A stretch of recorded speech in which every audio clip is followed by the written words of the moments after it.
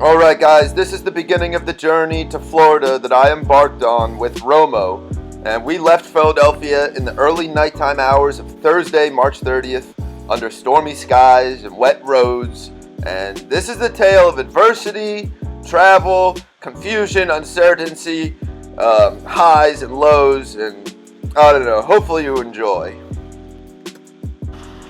Alright, well this is the last time we'll leave Pennsylvania for a while. Truck bed is actually looking pretty good. We got a lot of room still. Got the cooler, the Luna cooler, kayaks, and then back here we have, you know, all our stuff. So it's gonna be a rainy, long night, but we're gonna go. Oh yeah. Oh, he's got the iced coffee. This is one way to start it off, right here. Pouring thunderstorm.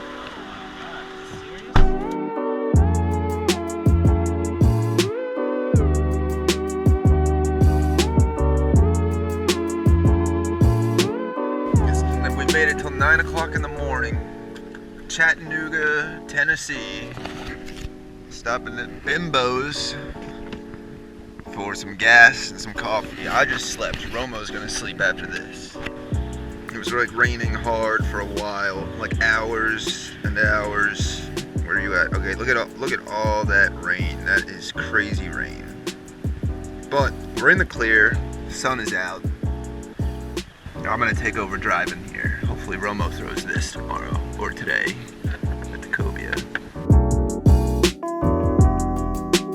Alright guys, we're in Florida now. We've been in this car for 19 hours. We just realized. We left at 10 o'clock last night. It's almost 5. So about 19 hours with a bunch of stops. It's 84 degrees outside, sunny, big storm just went through. We drove through the rain to get here. Philly's getting like 2.5 inches of rain right now. And we are fishing in Destin. Come down to Destin. We're gonna check in at the hotel, which is like 9 minutes away. And then we are gonna go snoop around. We're gonna try to find cobia and redfish. There's a cobia tournament going on right now. They got an 88 and a 98 pound cobia yesterday, which is absurd. They've gotten a bunch of other like 60 to 80 pounders or 60 to 90 pounders weighed in. But we're hoping that we can get offshore in the kayaks. That's what we're gonna do. So we're gonna snoop around looking for kayak launches for tomorrow. We might try to catch some redfish. We don't know what we're gonna do, but we made it to Florida. So we're doing good, we're doing good. Romo has not slept at all. Has not slept once. No sleep. Drove through the night like a champ. I got 2 hours of sleep. I woke up a few times during that time. I was having some crazy dreams, and like, now we're here, so. All right, we just got to the hotel. It's pretty windy outside. I feel like death right now. And I don't know how we're gonna go. I don't know what we're gonna do. It's windy, it's hot, I feel like death. Not bad, not bad. Oh yeah. I mean, like, you could just throw a spook anywhere, dude. Anywhere. Maybe not. Alright, so by now it was about 5 p.m. and we had just gotten here. We were like walking around searching for fish, and our optimism levels were very high. We were feeling very optimistic. And we came to this inlet here in Destin, saw a couple people fishing, asked them what was going on. They said that there was some Spanish mackerel earlier in the day, and we were like, well, that's good. Let's go try to catch some Spanish mackerel. And we walked around this inlet. There was, you know, all kinds of people swimming and walking and stuff, and we didn't catch anything in like the 2 hours that we fished here. It was windy, it was sunny, and so then we went back to the hotel and slept like real hard. We slept real hard until about 6:30 the next morning. Yo guys, it's 6:50 in the morning now on Saturday. We just got here last night. We didn't catch anything. We didn't find anything good. The reason we came to Destin is because we were hoping to surf launch the kayaks and fish for cobia, but now we're starting to think that might not be realistic. That's what I'm thinking. The waves were really big yesterday, and fishing for cobia in the kayak is extremely tough. It's a sight fishery, and in the kayak it's really hard to sight fish these fish. So today we're gonna snoop around, try to find something good. Really hope it's good. I'm a little worried because last night it wasn't looking too promising. It wasn't looking like there was a ton of fish around. Day number 1, it's our first full day. And we came back to this inlet because at this inlet there was reports of redfish and Spanish mackerel, which is kind of in our area. Look at this little hermit crab. Look at that shell, ridiculous shell. Yeah. Well, we fished this inlet here a little bit, and it does not look like there's anything going on. So I don't know what we're gonna do. There's just a steady stream of cobia boats going out the inlet right now. It's like one after another. Cobia towers for days out here in Destin. We're gonna try to make something happen today. We're just probably gonna go somewhere else now. This is the first attempt of real fishing. Really gonna actually put in some time and some work. We got all the stuff. We're gonna go out here, fish this bridge, fish all these docks, all the shorelines everywhere and anywhere. So anything is really the... Lizard fish? No. Ladyfish? Ladyfish, catfish, troutfish, anything. Let's see. Rainbow trout? Let's see how it goes. All you can do is try. Now it's on. It's on. There's a fish. On the bottom, on the epoxy, something small. Tiny trout. Gray trout. It's lackluster. There's something popped right there. See them? They're popping alright. They're little. They are little. Can't tell what they are. Yeah, they're down there. What are those? They're little.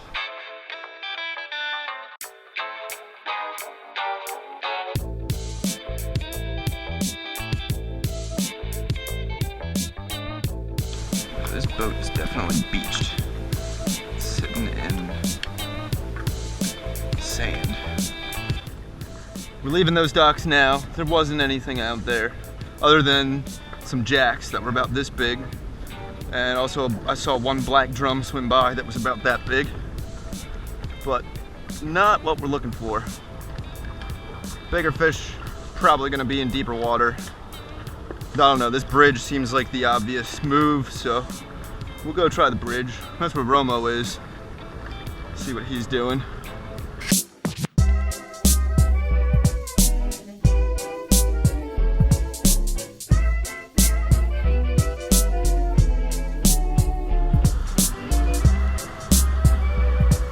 Ah! Fish on, fish on, fish on. Fish on. I don't know, dude. Something good. Something good. Spanish. Spanish. Nice Spanish, dude. Yeah. That's what it is. Yeah, nice Spanish, dude. Oh, yeah. Ah! Oh, yeah. That's a nice one. Thank God. That's sweet, man. That's what I seen popping. Yeah, they're popping. It took long enough to finally get something good. There, just one pop there. Same spot. That's a nice one.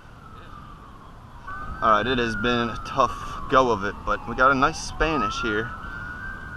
Nice little Spanish mackerel on the Miro lure. Release or keep? You don't know? Unless his gill up pretty good, should probably keep him. Alright, we're gonna harvest this Spanish mackerel. Nice looking fish. That was good. That was good. I like Spanish mackerel.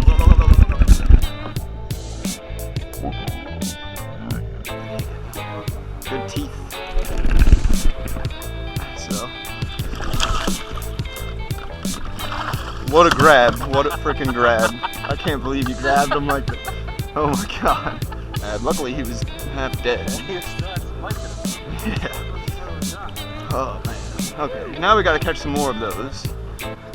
Okay, so we just got a nice Spanish mackerel, and it took a while to get that first good fish, but luckily we finally got something. I don't know, I've been seeing some decent fish popping out here and there, and it turns out it's Spanish mackerel. So we're gonna keep fishing. We were thinking about leaving because it's been pretty dead. Some guy on top of the bridge was telling us that there has been a bunch of Spanish mackerel coming through here real good on the outgoing tide. I don't know, I got him on this Miro lure, just casting it out, ripping it across, you know, the upper water column, blind casting, and I think that's pretty much the deal here. I've been jigging for most of the morning, throwing different lures, but mostly jigging. But after seeing that fish, after catching that fish, I mean, that fish fought pretty good, he hit good, and it was fun to catch. There's a lot of boat traffic out here. A lot of boat traffic, but fish don't seem to mind. Fish keep coming through, so this is just like albie fishing, really. It's reminding me of albie fishing. I got bit off earlier on another lure, just like this, a Miro lure. I don't know if oh, fish on. Yep. Fish on. Spanish are in the house, son. Spanish are in the house. Spanish in the house. Hell yeah. Alright. This one is a little smaller. Still sweet. They down there, man. They down there. I like the Spanish. I'm gonna let this one go. Still good.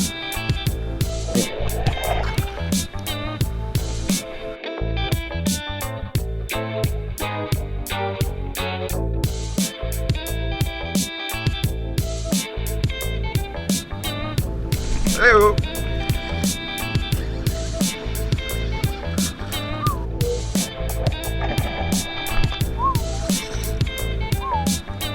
The harbor Spanish.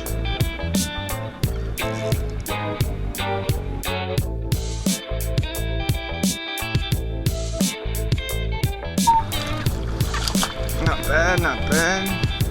These things are crazy. They're just similar to albies. Kind of like albies as far as like fish that I'm familiar with, you know. Remind me of false albacore. I didn't bring any pliers today because I thought that I wouldn't need them, but typical. Turns out we need them. It's cool though, I got scissors. Yeah, so we're gonna let them go. We kept one. I think one's really all we need, so we're gonna catch and release. But yeah, these Spanish mackerel are cool, man. Cool fish, we're gonna let them go. So this is the lure I'm getting them on. I'm just reeling it fast, just like, you know, reeling it fast. And this is pretty sick. I didn't know that Spanish mackerel came into the lagoons and the back bays like this. Like, this is pretty far from the inlet, and there's like no tide right now. It's slack tide. You know, we have these Spanish mackerel coming through and eating. I always thought Spanish were more of an open water fish, like a ocean fish. I didn't know that they came in to the back bays like this. So this is pretty good. I'll take this. I like that. I like the Spanish. They fight good, and I know they taste good. Fun to catch.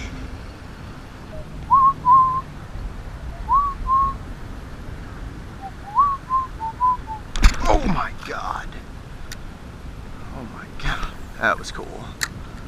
That was pretty freaking cool. He came and hit it right as I was pulling it out of the water. That was sweet. So yeah, I've caught one Spanish mackerel in my life, and that was in the Outer Banks, like long time ago. And I've wanted to catch them. Like, they come up to Jersey occasionally. You know, you can catch them in the Northeast. It's like one though. It's like one here, one there. Very, very rare. But down here, I guess they're pretty common. I mean, Florida, yeah, Spanish mackerel are very common. Well, we just seen some Spanish come up, and I went for it. Like, I put all the pressure on my Mirage drive, and I'm pretty sure I snapped my shear pin just now. Just as Romo did in Martha's Vineyard. There's been a lot of adversity in this Florida trip so far. It started off with thunderstorm that happened right when I pulled up to Romo's house. It started pouring to load up the car. We had to wait in his garage for a half hour until the rain stopped. And then there was just like endless heavy rain on the way down here.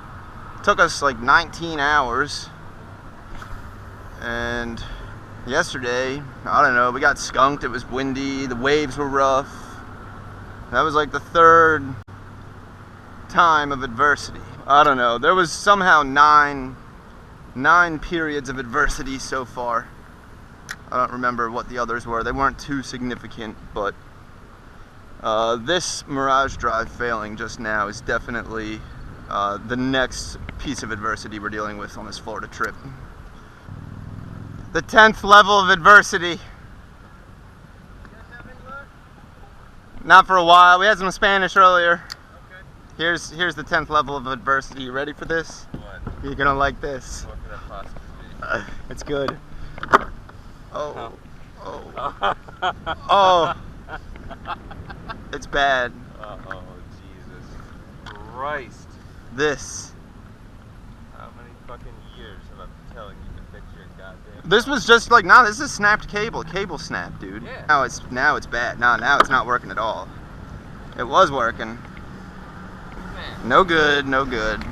Alright, well, we're going in. We're gonna fix this. We're gonna gather ourselves, collect ourselves here, try to come up with a plan. Alright guys, this is what I just got right here. We just went, there was luckily a hobie dealership 1.5 miles away from the place we were fishing. And this is the Spanish. He's looking a little caked up, but he's gonna be fine. And we're just throwing the ice on there like that. There was a beer store, or a bar connected to the hobie dealership. Oh no, we got this water. Cooler is at the hotel, so we're going back to the hotel.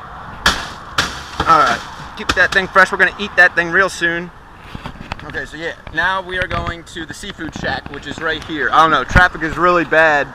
And rather than trying to turn left into oncoming traffic there, we would never get out of there, so we walked to the dealership. I don't know, it's been a very strange last hour. The hour that we just had has been very strange. So we're gonna go to this seafood shack, Gulf Coast Seafood.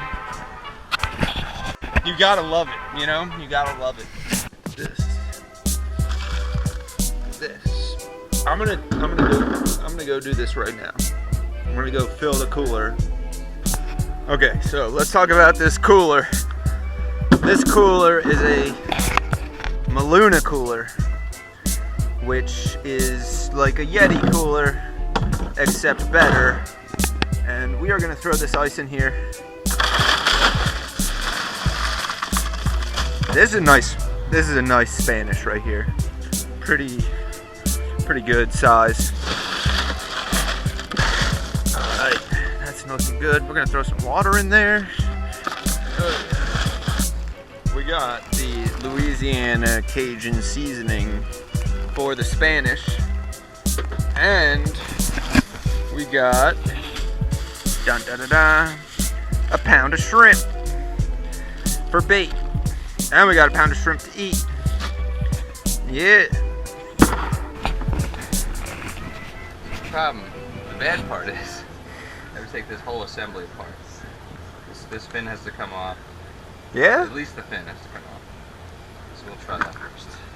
When I put it on. I have not maintained this whatsoever, so... I was gonna say, I put like a fucking Wolverine split ring on here. Yeah, dude. Look at that. Yeah. We got a master, guys. Romo is a master of the hobie. He knows better than I do. And that's for sure. That's one thing that I can tell you, is he knows better than I do. This is the new piece. This is the cable that snapped. And in fact, this Mirage drive that I have has been... It has never been serviced. It's history. It's never been serviced. And I got it from Romo 3 years ago. 3 years ago? Yeah. It was a 2011. And so that means it's 6 years old. About 6 years old. And this is the first catastrophic failure we've had in 6 years. So yeah, you just loosening some screws, taking off some chains, pliering, and that's about it. Looking forward to the scrimp. Oh yeah. Damn, those look good.